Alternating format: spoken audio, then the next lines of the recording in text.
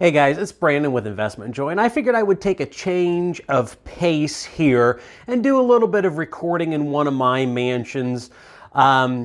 This video is kind of like my version of the one that Ben Mala just put out, this morning, I think it'll be. He did a video update about the state of his company in the fact that he is very highly into hotels. As most of you guys know, I'm in lower end rentals for the most part.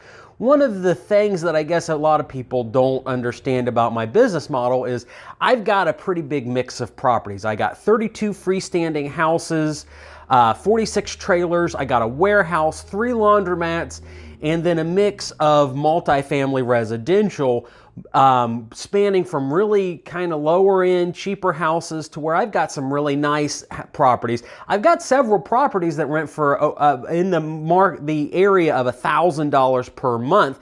But the thing is, I don't do videos on them because there's never any drama with them. The tenants pay on time, and those don't produce good YouTube videos. One of the things, and it's the takeaway that I would like for you guys to get out of this video, is it's very easy to sound smart as far as finance and money goes when times are good. When times are bad, that's kind of when everybody's true grit comes out. This kind of situation is one that I have taken into account for quite some time with why I have cheaper properties. Normally, when a disaster happens or there's a huge market correction, your high income earners filter down to your middle income earners. Your middle income earners filter down into your low income properties. Hopefully that makes sense. It's exactly what I saw here in Central Ohio back during the 2008-2009 mortgage crisis. In the cheap rentals that I managed for my brother, we went from getting applications from people that worked at restaurants, gas stations, minimum wage, or a little bit better than jobs. We went from getting those kinds of applications to where I started getting mortgage banker applications, people that worked at banks, finance industry, people in factories. And it's kind of one of the reasons that I'm in lower end rentals, or at least a large portion of my portfolio is lower end properties. That's why I like buying a trailer park, because I figure that during these times, the type of people that normally had money are going to have to settle for a little bit less for a while, and then that will pad or at least limit my risk of losing a lot of properties. Now, 2 weeks ago, as we were in the ramp up of this epidemic, I took a poll, and it's going to lead into the interaction portion of this video. I want you to take a guess right now, out of all the tenants that I've contacted, what percentage of my portfolio has come back saying that they are going to be unable to pay rent, or they are very concerned with a high likelihood of not paying rent? Give you a second. How many people have told me they don't think they can pay rent? Right now, we'll go do the comments, 7.5%.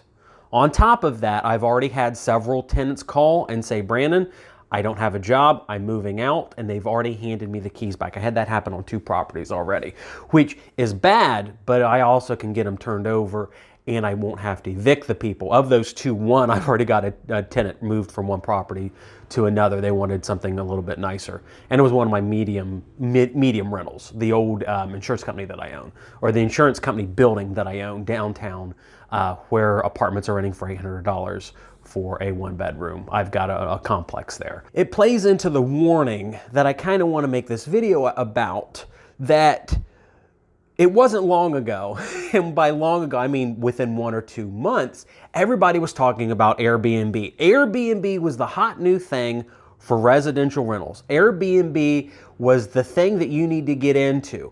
And let's be honest, I wanted to do it too, and I've been in the process trying to work, as I'm doing this YouTube content, to try and figure out a way to get my grandma's farm and turn it into Airbnb. And then the video we did yesterday on the 2-bedroom, 1-bath that I have, I wanted to turn it into an Airbnb too. And now the Airbnb market has just absolutely collapsed. Ben Mala says that he didn't say he's going bankrupt, but he is hurting right now because he's in the hospitality industry, specifically dealing with hotels. I have personally looked at a 23-room hotel and keep thinking to myself, And I even did a post about it on Instagram.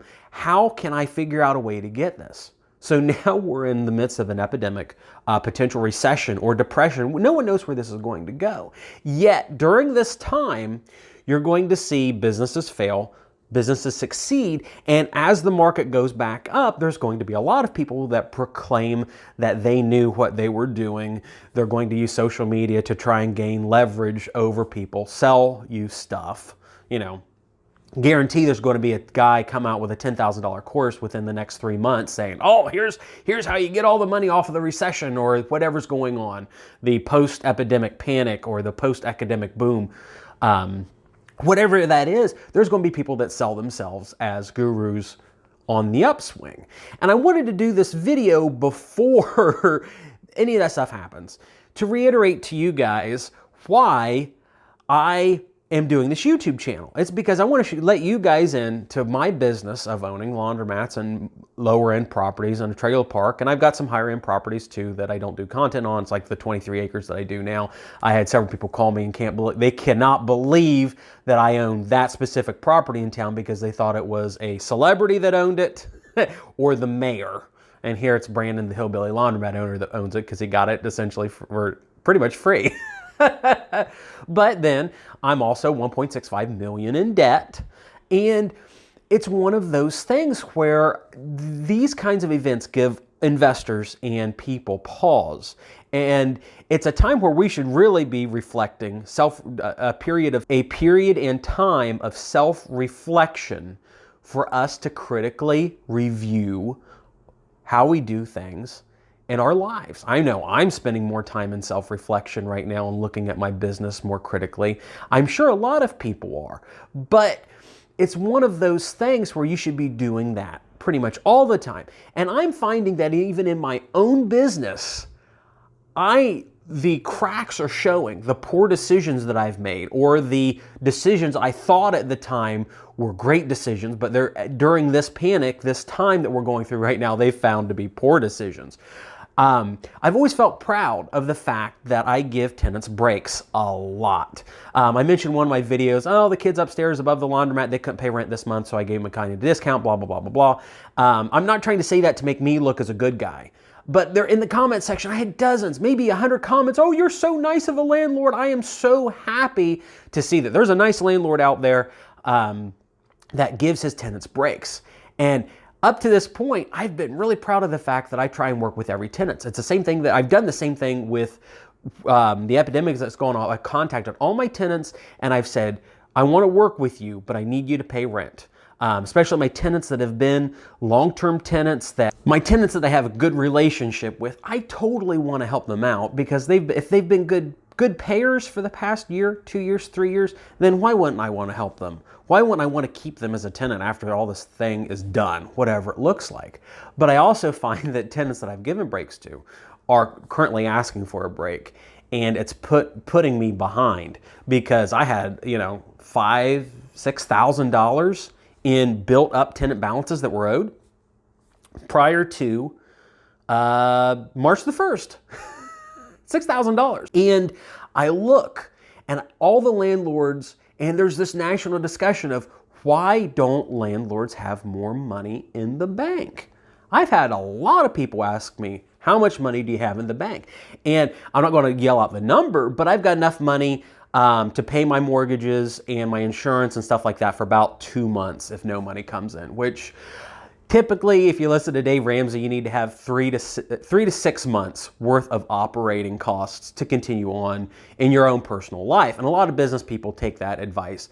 But one thing is, all the money that you save back in reserves you get taxed on because as far as I understand, the IRS treats that as regular income. So if you reinvest the money, you don't get taxed on it, or you can essentially depreciate and expense those costs.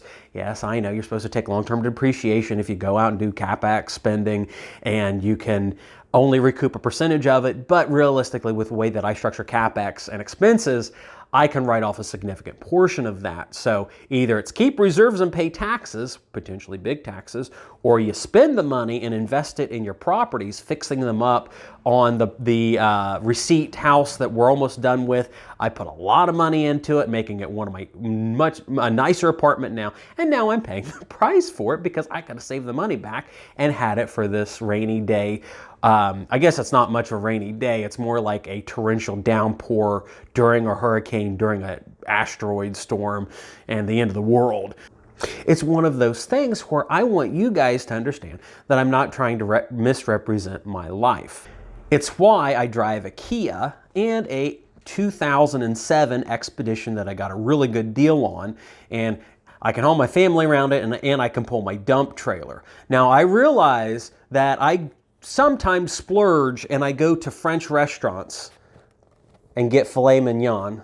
Hopefully you can, this is some French restaurant called Harday's, and I got my filet mignon in here for lunch. But I try not to spend money extravagantly, so when I put YouTube videos up, people understand that I'm more like them, and I'm not like your guy that has a lazy river in his living room, which, I mean, man, I would like one of those. I would love a Ferrari, but I've got a Kia. However, I'm getting bit with deposit issues or reserves like everybody else is, like every other investor is, which is kind of problematic.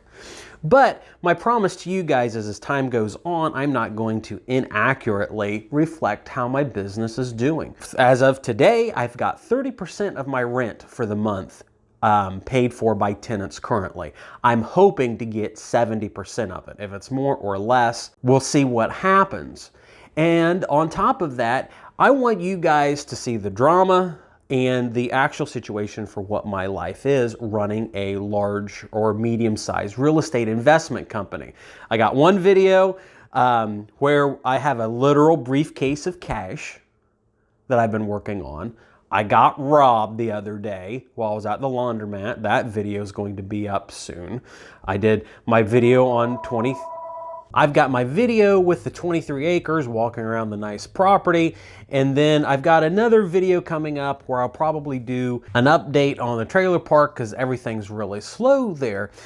And it's just one of those things where my life is all over the place. I got a terrible call this morning. One of my absolute favorite tenants has passed away, and they were younger, and I don't know what it is, and it's this back and forth between getting big money, a problem, dealing with bad tenants, enjoying good tenants, laundromat drama. And there's all these things that it's like in my life to run a business. And it's all being described on YouTube, which, is what it is. I would appreciate it if you like and subscribe to the channel so that you can keep track. And my continuous promise is not to lie to you guys, because this thing could bankrupt me. It probably won't. I've already had investors of mine that have financed my properties call me and ask if I wanted a discount on my payments to them. Which is cool. I didn't even ask for it, but they're already assuming that I can't pay them, which I can. But then I'm also in $450,000 to $500,000 worth of bank debt. And I don't think the banks will want a discount on the rent, so who knows what will happen. But it's the reality of what this environment's like, and it's very easy. That's the take home from this video. It's so easy to look smart and look like you're a genius and you have all this business acumen when things are going good. But then when things get tough, it can get really bad. And then it's easy to cover it up with social media because you guys only see what we want you to see. And as a quick note, now's the time you should be really signing up to somebody like Webull, or just freaking open a stock account and start putting money in the market. It's what I'm doing. I've been buying REITs. Those are real estate investment trusts. If the market ever comes back, which I think it will at some point, some of these investments I'm making should yield 20 to 30%. Caveat, I'm not a professional investor. So there's a Webull link. You can get 2 free stocks still if you sign up. And then get on our Discord where we are talking about what stocks to invest in every freaking day. Just tons of conversation on there. So those would be cool if you signed up to Discord and Webull too. I'll make a little bit of money on Webull if you do. And that money will go to good uses, which you'll see on the YouTube channel. So thanks for watching, guys.